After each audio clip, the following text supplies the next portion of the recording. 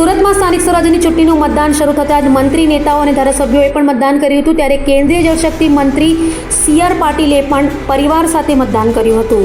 ગુજરાતભરમાં આજે 26મી એપ્રિલના રોજ લોકશાહીના મહાપર્વની ઉજવણી કરાઈ રહી છે. સવારે 7 વાગ્યાથી શરૂ થયેલ મતદાનમાં મતદારોને વધુમાં વધુ મતદાન કરવા અપીલ કરાઈ રહી છે. ત્યારે લોકશાહીના મહાપર્વમાં મતદાન કર્યા બાદ કેન્દ્રીય જળશક્તિ મંત્રી અને સુરત નવસારીના સાંસદ CR પાટીલે પણ પત્ની અને માતા સહિત પરિવાર સાથે મતદાન મથકે પહોંચી લોકશાહીના મહાપર્વમાં મતદાન કરી મતદારોને પણ વધુમાં વધુ મતદાન કરવાની સાથે વહેલી તકે મતદાન કરી લેવા અપીલ કરી હતી.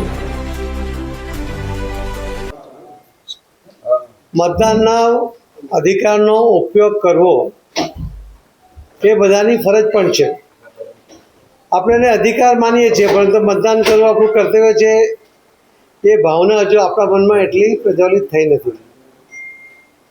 હું મારા ફેમિલી સાથે, મારી મધર લગભગ 89 વર્ષની એમની ઉંમર છે, એ પોતે પણ મતદાનમાં અમારી સાથે જોડાયા અને ત્યાંનો પણ તમે માહોલ જોયો કે સૌ યુવાનો મતદાન પણ કરતા હતા, મતદાન કરવામાં બધાને મદદ પણ કરતા હતા.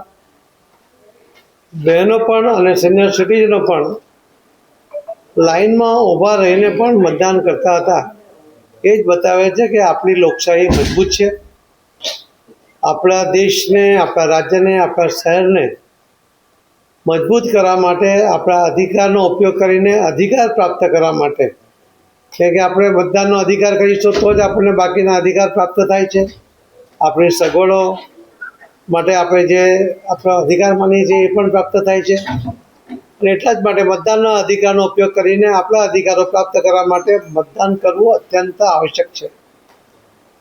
અને હું જોઈ રહ્યો છું કે સુરત શહેરની જે પરંપરા મુજબ શેરી મોહલ્લામાંથી, સોસાયટીઓમાંથી લોકો ઢોલ નગારા સાથે સામૂહિક મતદાન કરવા માટે નીકળી રહ્યા છે.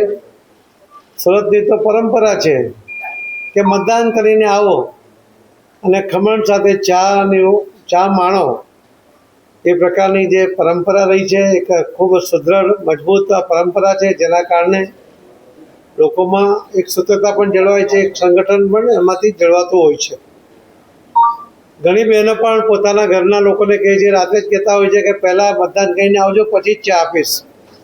આ એક નાનો શબ્દ એ મતદાનના ટકાવારી વધારવામાં અત્યંત ઉપયોગી થતો હોય છે. જે 18 વર્ષ પૂર્ણ થવાને કારણે જેમને મતદાનનો અધિકાર મળ્યો છે એવા યુવાનો પણ આજે મતદાન કરતા જોવા મળ્યા. એમને હાકલ પણ કરી કે તમે તમારા મતદાનનો અધિકાર કરીને સંતોષ નહીં પામતા, પરંતુ તમારા ઘરના તમામ લોકો, વડીલો, સિનિયર સિટીઝનો, એમની પાસે મતદાન કરાવો, એમને મતદાન કરવામાં મદદ પણ કરો. અને આ યુવાનો એ રીતે પ્રેરિત થઈને કામ પણ કરી રહ્યા છે.